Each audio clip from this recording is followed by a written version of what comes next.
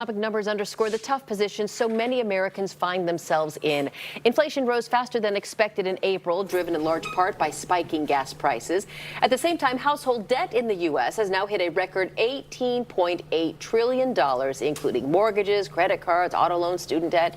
Experts say more Americans, especially younger and lower income borrowers, are now falling behind on their payments. So let's help you out. Get some insight by turning to Jason Matthews of Matthews Financial and Insurance Solutions here in Oakland. Thanks for being with us. Thank you for having me. All right, average credit card debt among Americans between $6,500 and $7,800. More and more, it is not, let's go on a trip, we'll charge it. This is like gas, groceries, essentials. Yes. What you're seeing is inflation is going past how much people are making in income. Yeah. So if you look at the numbers about a month ago, they say how much income rose. Inflation has surpassed that. So a lot of people who are low income earners are falling behind. And we're seeing more of that, what they call that K-shaped economy is growing and growing because of this huge amount of inflation we're starting to see pick up again. Right. The folks who can afford to pay, $7 for a gallon of gas are doing it. Those who can't are falling behind. Let's talk about the fact that these are daily expenses. So back to that vacation I joked about. You go to Fiji once, you pay it off.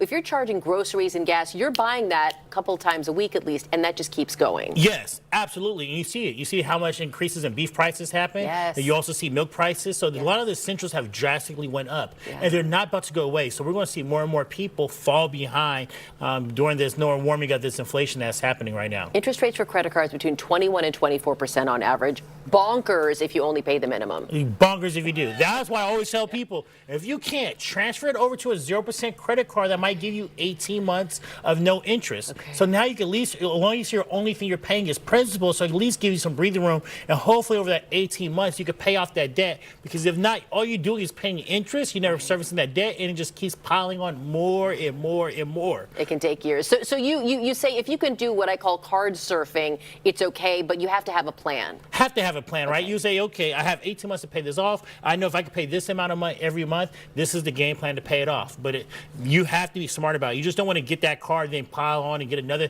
and just max out both credit cards. That's you're not doing it correctly. The key is you're trying to use it to minimize your amount of debt you do have. A lot of the finance podcasts that I listen to and I've shared with you, these guys I'm assuming are filthy rich, and they say my finances are so simple. We have one credit card. I mean, and a lot of people like, oh, I've got this card for that, and then I got that one store credit card.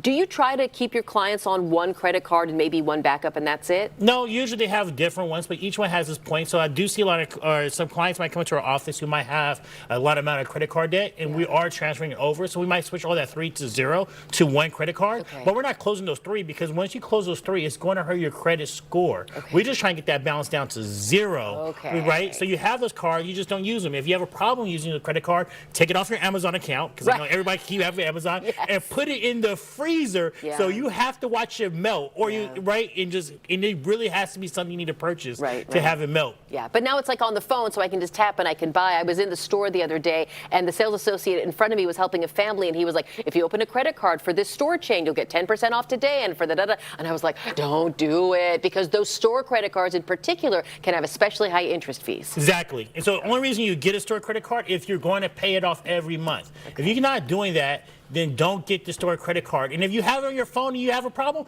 delete it off your phone. Yeah, I get it. I get it. Real quick, let's talk about the fact that you talked about the K-shape, a lower income family struggling, those who are rich are fine. We're seeing more middle income households enter real debt as well. Correct. And we're seeing that, and I think that's going to continue to happen long as the incomes do not keep up with inflation. Especially as we see yesterday the warming up of inflation numbers. We see wholesale inflation numbers rise, and we're going to continue to see that. So I think they're definitely going to struggle.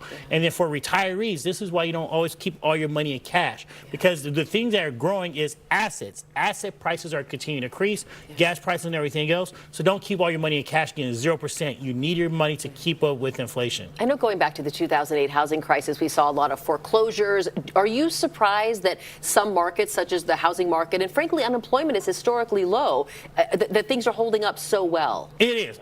I think a lot of us are surprised. But if you look at certain cities like here, especially here in Oakland, you can see condo prices in Oakland at mortgage, the lowest in the country right now, a 30% drop. So a condo that might have cost just 4 years ago $1 million is now worth $700,000. And we're seeing an uptick in the number of inflation. We're not having these crazy inflationary numbers because now, compared to 2008, most people had like a 30-year mortgage. So that pricing of the rate was fixed compared to 2008, where people had adjustable rate mortgages. And so those rates went up, and they were shocked by how much that increase in payment was. Yeah, boy, those 3-year adjustables, that sort of thing. Exactly. All right, that's our time for now. Jason Matthews, it's always good to have you on. Thank you for having me. Thank you. And